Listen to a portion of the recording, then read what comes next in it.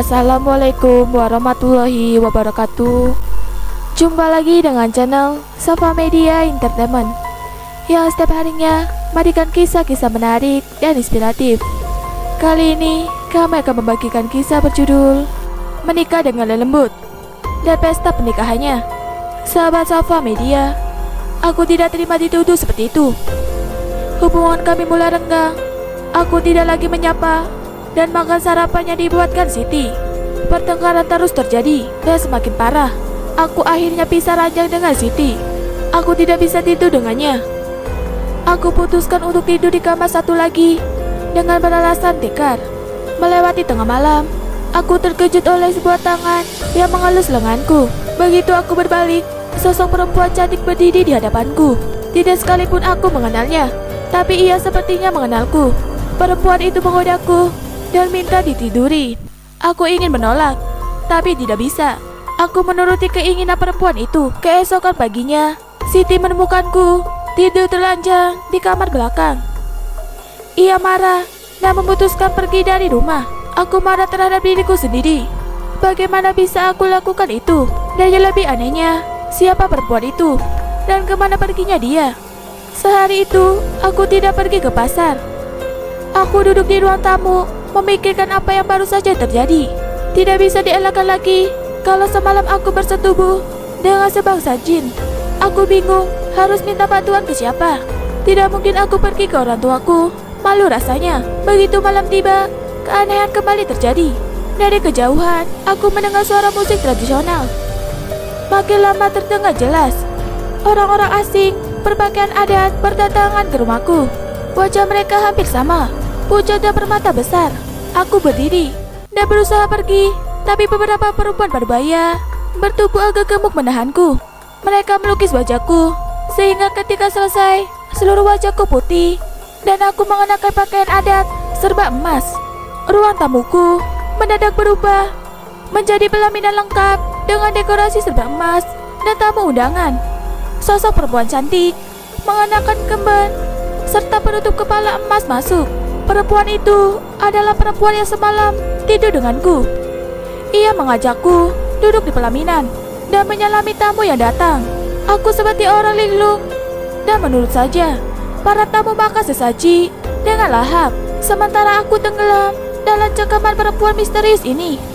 Pesta berlangsung cukup lama, sampai akhirnya orang-orang membawa obor. Ada sekitar 6 orang. Mereka semua menghampiri aku dan perempuan itu dan memanggil-panggil nama Nyai Purnama. Itu sepertinya nama perempuan itu.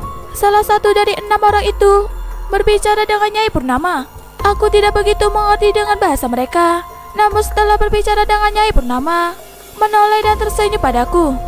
Ternyata itu adalah pertanda kalau kami akan diarah keliling desa. Entah desa yang mana. Aku bagaikan setengah bermimpi.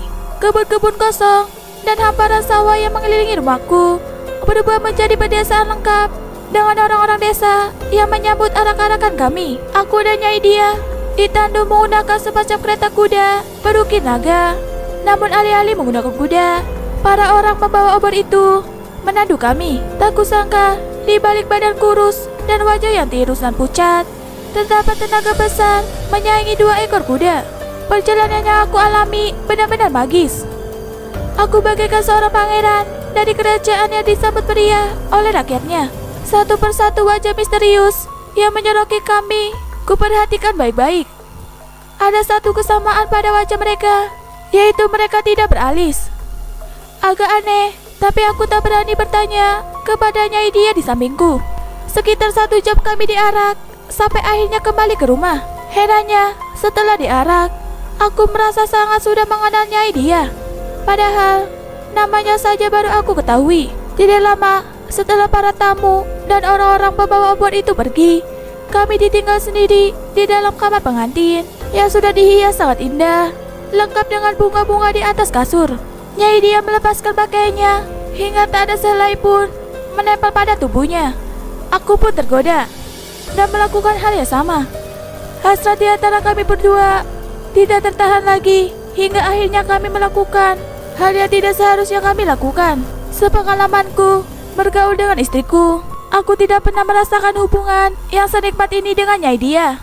Kami benar-benar menjadi satu. Dan seakan-akan sukmaku disedot olehnya setelah kami melakukan itu, sehingga aku terkulai lemas di atas kasur. Sementara Nyai Dia menghilang menjelang subuh. Kita berbaring sendiri di atas kasur. Aku masih tidak percaya dengan apa yang terjadi. Benar-benar seperti mimpi, tapi nyata. Tanpa ku sadari, aku menikahi seorang perempuan bernama Nyai Dia yang entah asalnya dari alam mana. Aku langsung tidak sadarkan diri. Demikian kisah hari ini. Jangan lupa nantikan kisah terbaru dari kami. Sampai jumpa. Wassalamualaikum warahmatullahi wabarakatuh.